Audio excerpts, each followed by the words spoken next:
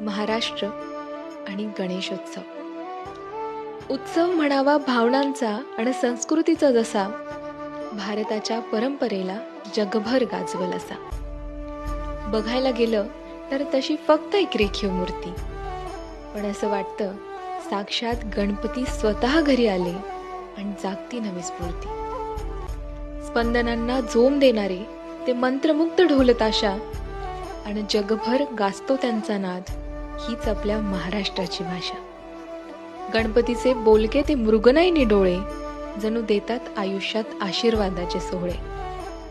लाडक्या बाप्पाच्या नैवेद्यात मिठाई, लाडू आणि आवर्जून ते मोदक, आणि सगळ्याच मंडळाचे आरस देखावे किती ते बोधक.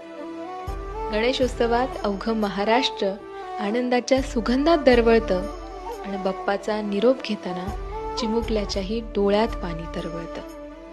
आणि शेवटी निरोपासोबत बोलायला एवढंच राहतं,